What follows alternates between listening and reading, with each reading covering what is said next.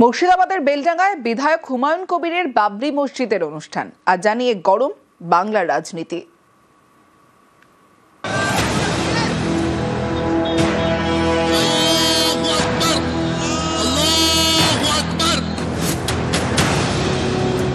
বাবরি মসজিদ নির্মাণ হবে, কোনো শক্তি আটকাতে পারবে না।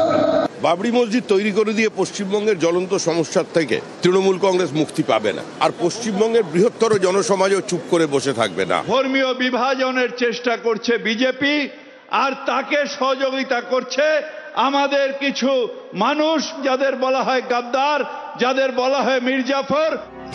মুর্শিদাবাদের বেলডাঙ্গায় বাবরি মসজিদের অনুষ্ঠান। ভরতপুরের বিধায়ক হুমায়ুন কবিরের উদ্যোগে অনুষ্ঠানটি হলো বেলডাঙ্গার মরাদিঘিতে।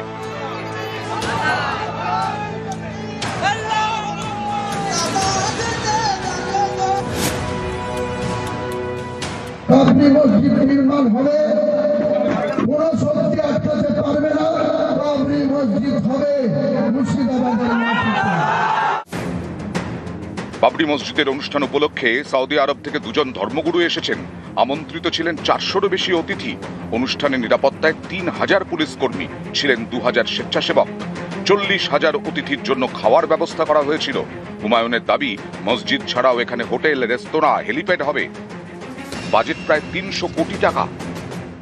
अगले 22 तारीख आने दीजिए, उसी दिन में बहरमपुर टेक्सटाइल में क्या अगले दिन होगी वो पता मिल जाएगी सारे इंडिया को, लोग को, सारे बंगाल को, लोग को।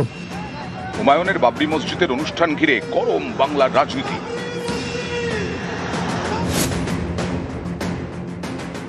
দেখুন, এসব মন্দির মসজিদের লড়াই করে বাবরি মসজিদ তৈরি করে দিয়ে পশ্চিমবঙ্গের জ্বলন্ত সমস্যার থেকে তৃণমূল কংগ্রেস মুক্তি পাবে না, আর পশ্চিমবঙ্গের বৃহত্তর জনসমাজও চুপ করে বসে থাকবে না। এখানে হিন্দু বিরোধীদের সরকার চলছে। ধর্মীয় বিভাজনের চেষ্টা করছে বিজেপি, আর তাকে সহযোগিতা করছে আমাদের কিছু মানুষ, যাদের বলা হয় গাদ্দার, যাদের বলা হয় মির্জাফর। তারা তাদের সহায়তা করছে সেই একই কারণে। এখন দেখা যাচ্ছে বাংলাতেও সুড়সুড়ি দেওয়া হচ্ছে। কেউ মসজিদের নামে, কেউ মন্দিরের নামে সুড়সুড়ি দিচ্ছে। ধর্ম অন্ধতায় বাংলার মানুষ বিশ্বাস করেন না। নিউজ 18 বাংলা।